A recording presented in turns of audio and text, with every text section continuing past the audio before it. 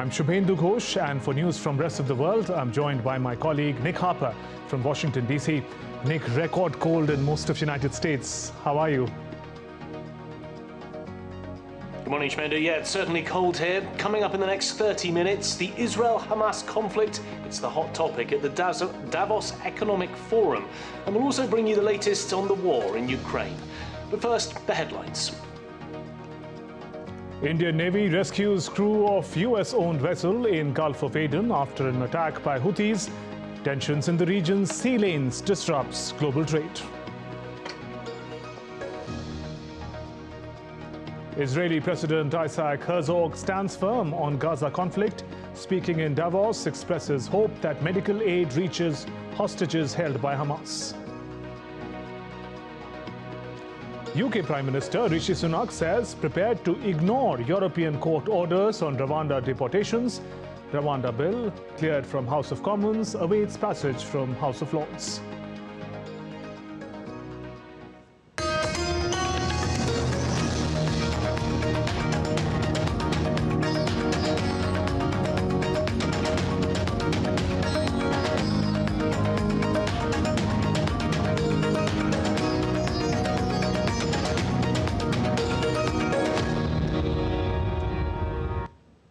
Not paying heed to Iran's threat of serious repercussions, United States has carried out fourth round of strikes against Houthi targets in Yemen in just under a week. Pentagon believes the strikes have degraded the Houthis' ability to attack. The United States has conducted strikes on 14 Houthi missiles that were loaded to be fired from Yemen. U.S. Central Command said in a statement posted on the social media platform X that the Houthi missiles presented an imminent threat to merchant vessels and U.S. Navy ships in the region. The United States redesignation of the Houthis as global terrorists is in response to the group's attacks on commercial ships in the region. U.S. officials said the specially designated global terrorist listing was aimed at cutting off funding and weapons the Houthis have used to attack or hijack ships. The Secretary of State announced the designation of the Houthis as a specially designated global terrorist, effective February 16th for threatening the security of the United States. Since November, the Houthis have launched numerous missiles and drones towards international merchant ships, as well as U.S. and partner naval vessels defending the safety and security of commercial shipping across the Red Sea. These attacks against international shipping have endangered mariners and disrupted the free flow of commerce and freedom of navigation. For the past several weeks, the United States, with allies and partners around the world, has made clear that there must be consequences for those attacks. And today's designation follows on our Designation of Yemen's Houthis as a terrorist group is a blackmail and will not affect their operations to prevent Israeli ships or ships heading to Israel from crossing the Red Sea. This designation of Ansar Allah in the terrorism list has been repeated more than once, and it's an act of blackmail. Of course, the United States uses its designation as blackmail against anyone who opposes its policies and stands in opposition, including its support for war on Gaza. Attending the World Economic Forum in Davos, Iran Foreign Minister Hossein Amir-Abdollahian said that the safety of the Red Sea today is tied to the situation in Gaza. The security of shipping and maritime navigation is a serious focus of the Islamic Republic of Iran. Yemen also believes so on this matter. But the safety of the Red Sea today is tied to the situation in Gaza. At the World Economic Forum, British Foreign Secretary David Cameron met Iranian Foreign Minister Hossein Amir-Abdollahian. Cameroon condemned the attacks in Erbil in Iraq, which killed UK-Iraqi dual national Karam Mikhail, and also made it clear that the Houthi attacks on shipping in the Red Sea are illegal and unacceptable. Attacks by the Iran-allied Houthi militia on ships in the region since November have slowed trade between Asia and Europe. And DD India correspondent Sarah Coates gets us an update on West Asia.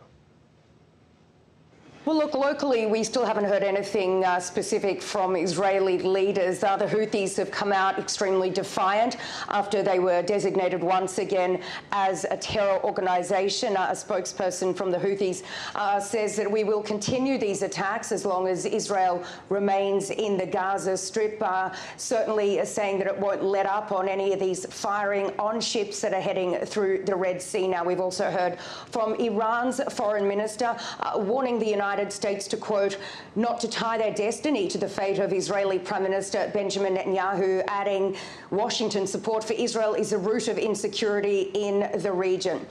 Now, look, what this designation really means is that Houthi money will be frozen in the United States. Houthis won't be allowed to enter the United States.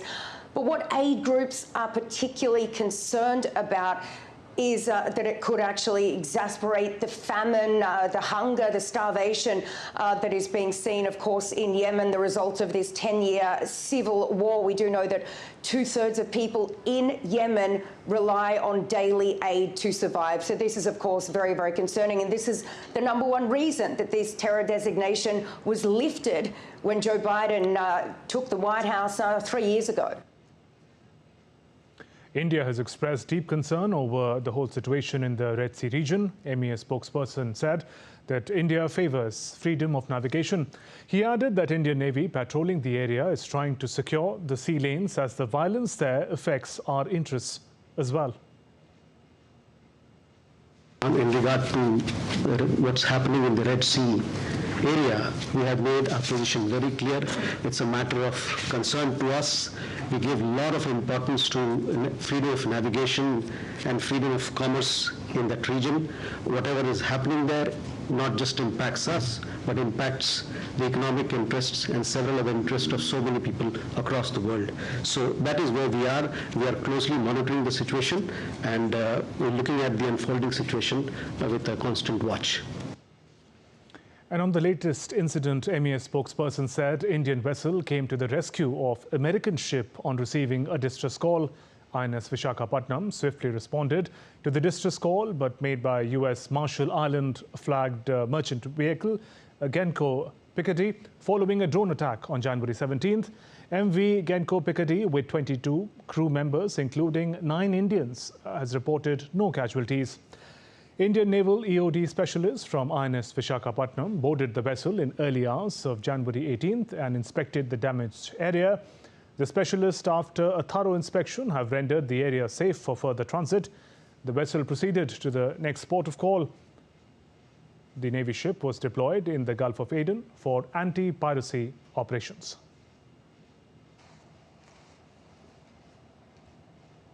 And Israeli President Issac Herzog stands firm on Gaza conflict in Davos.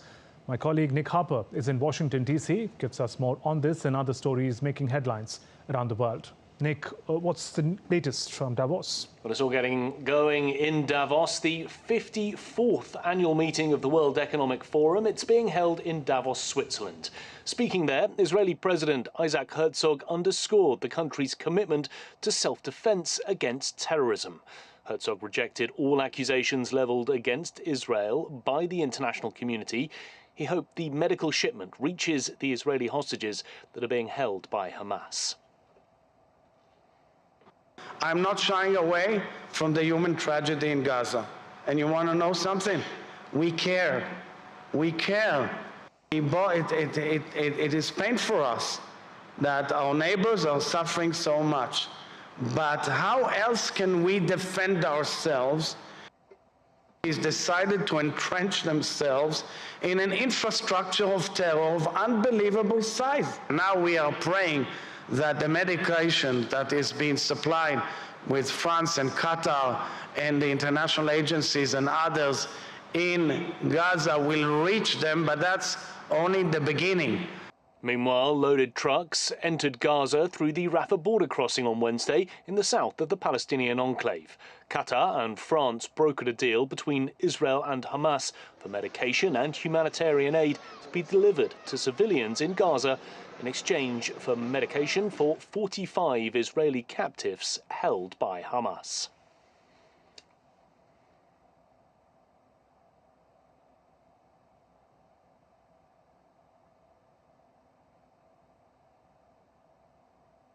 DD India's correspondent Ishan Garg reports from Brussels. He's joining us live from there now. Ishan, run me through what President Herzog had to say in his speech in Davos.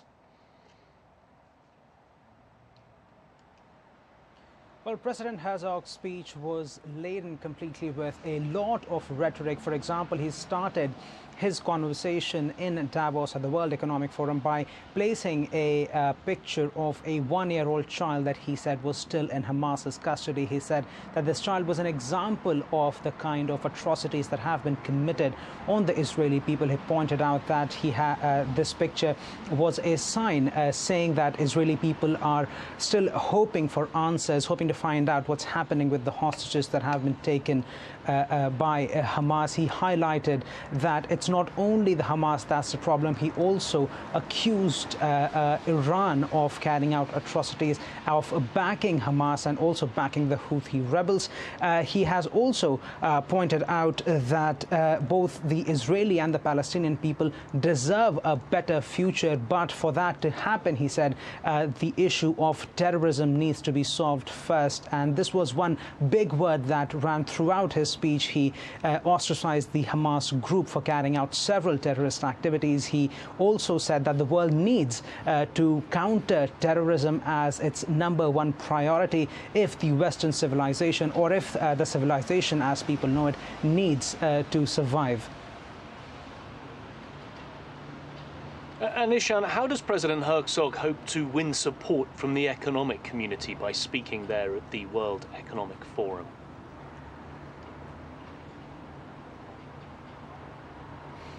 Well, many of the political experts have pointed out that this is a question of being accepted on the international community. While we have seen several Western nations, especially the United States, now France to some degree, Germany to some degree, supporting Israel and criticizing Hamas, criticizing some of the Palestinian actors in that area. We have seen Israel struggle for being seen as a legitimate actor, for not being criticized for what's happening in Gaza. Very recently, we saw a case being filed by South Africa against Israel as the International Court of Justice. And these are some of the things that political experts say Israel might be worried about, which is why by presenting itself at the World Economic Forum, political experts say that President Herzog may be looking to voice Israel's concern on the global stage and therefore perhaps win more people over on its sides among the international community. Thank you, Ishan. That was Ishan Garg reporting live for us from Brussels. Well, Israel has meanwhile increased attacks on Hamas terrorists in southern Gaza's Khan Yunis. Israeli military spokesman Daniel Hagari, in a televised statement, said Israeli forces have killed more than 30 terrorists in Khan Yunis over the past 24 hours.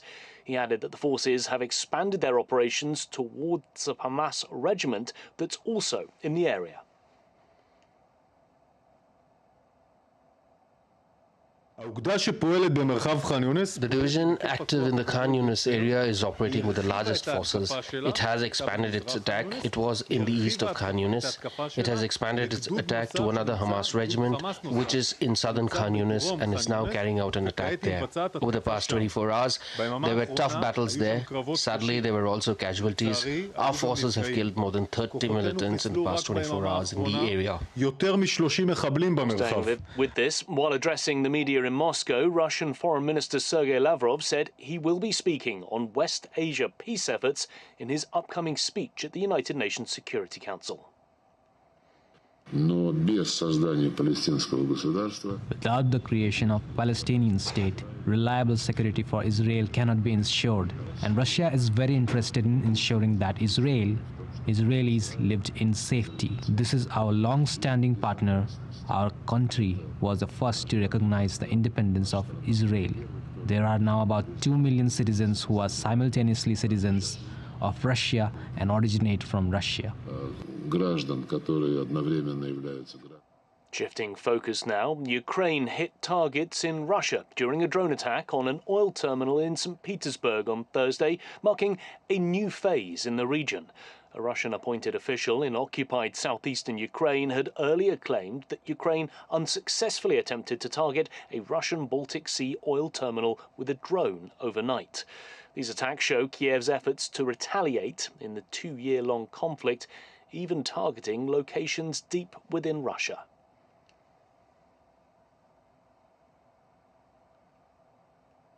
Meanwhile, Russian Foreign Minister Sergey Lavrov has warned the West against threatening Russia. He added that Moscow will continue to pursue the goals of its military operation in Ukraine.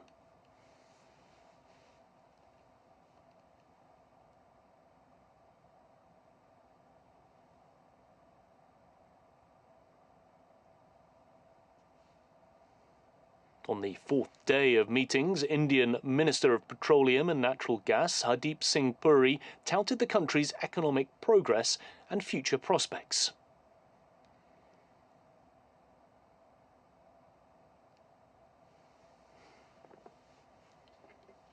India has seized the moment. Why do I say that? I say that because you're not just transitioning from the 10th largest economy to the 5th largest economy. You're growing at 7.2% last 3 quarters, the coming quarter and the next year. All the forecasters and all those who make it their professional duty to assess evolving situations are pointing a good picture. Top nuclear envoys from the United States, Japan and South Korea on Thursday held a trilateral meeting in Seoul. They criticised North Korea's military cooperation with Russia. The 3 countries have increased joint efforts to deter North Korea in recent years, including trilateral meetings and launching a missile warning data-sharing system back in December. 14th launch of a We strongly condemn this launch, which violates multiple UN Security Council resolutions. The DPRK's continued development of its unlawful nuclear and ballistic missile programs, its transfer of ballistic missiles and other weapons to Russia for use against Ukraine, its ongoing malicious cyber activities against countries around the world, Rishi next. And its continuing human rights violations and abuses against its own people. All of this demands our attention and coordinated action. It is a North Korean version of closed-door policy. Such anachronistic attempts, however, will only hurt North Korea itself. Its conventional tactics to threaten us with a choice between war and peace will not work anymore. The transfer of these weapons and related material flagrantly violate the multiple UNSC resolutions and supports Russia's war of aggression. We also need to closely monitor what Russia might provide to North Korea in return for these arms exports. To the UK now, where British Prime Minister Rishi Sunak has said that he's prepared to ignore orders from the European Court of Human Rights, which has imposed a temporary emergency injunction on deportations of asylum seekers to Rwanda. Sunak has succeeded in getting the Rwanda bill through the House of Commons after a failed rebellion by right-wingers in the Conservative Party. The bill aims to prevent legal challenges against ministers' plans to deport asylum seekers to Rwanda. Now the bill must pass through the House of Lords. You're asking me, are there circumstances in which I will ignore Rule 39s, and the answer is clearly yes. It is important that we fix this problem. We believe that we have done absolutely everything right. Now, of course, there will always be individual circumstances where people rightly would expect us to examine the facts, but are there circumstances in which I'm prepared to move ahead in the face of Rule 39? The answer is clearly yes. That's why the House of Lords must pass this bill. It's time to take back control of our borders and defeat the people smugglers. It's time to restore people's trust that the system is fair. We are making progress to stop the boats, but now it's past time to start the flights. Moving on, tensions are escalating between the Biden administration here in the US and Texas. It comes as the state continues to resist a Wednesday deadline set to lift the blockade impeding US Border Patrol access along a critical 2.5-mile stretch of the US-Mexico border. The ongoing migrant crisis is further fueling the friction between state and federal officials, reaching a boiling point due to Texas's recent law criminalizing illegal entry into the state. The standoff raises questions about the balance between state and federal authority in addressing complex issues at the border. Well, on to the 2024 US presidential elections, and Republican presidential candidate Nikki Haley and her fellow candidate Ron DeSantis are battling to emerge as the top alternative to former President Donald Trump. As part of the campaign, Haley made a pitch to New Hampshire voters on Wednesday, saying that China has always seen the US as the enemy, which should be reciprocated.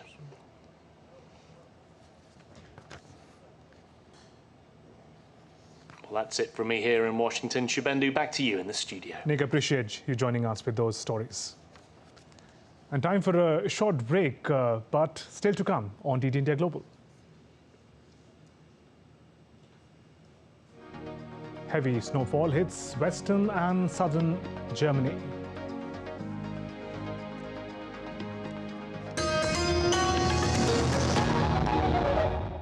In a world that never stops, where information shapes our reality, one app stands out, helps you stay ahead of time. Introducing the DD India app, your gateway to a world of news right at your fingertips. Your most trusted source of news goes global, goes digital. Explore a world of options, top stories, live updates, in-depth analysis, and more. Stay informed wherever you are. Real-time alerts keep you ahead of the curve always. The DD India app, connecting you to the world one story at a time. Download now and explore the world of knowledge, insights, and authentic information. At this very special presentation of DD India, we take a deep dive into the history of Ram Temple movement.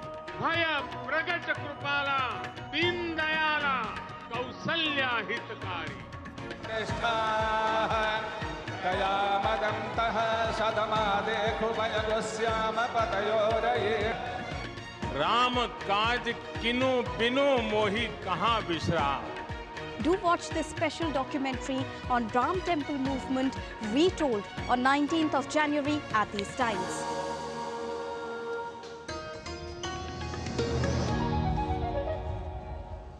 Welcome back. I'm Shubhendu. Ghosh. 4 children were killed in Pakistani strikes in an Iranian village that borders Pakistan. Pakistan says it used killer drones and rockets to strike militants inside Iran on Thursday in a retaliatory strike 2 days after Tehran said it attacked the bases of another group within Pakistani territory.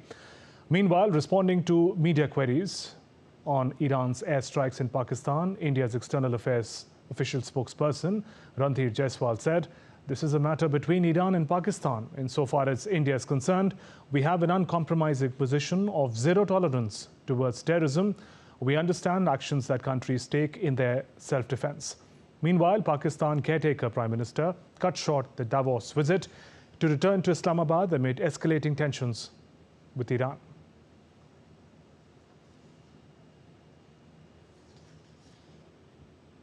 A 4-day-long India International Science Festival is being organized in Faridabad on the outskirts of national capital Delhi.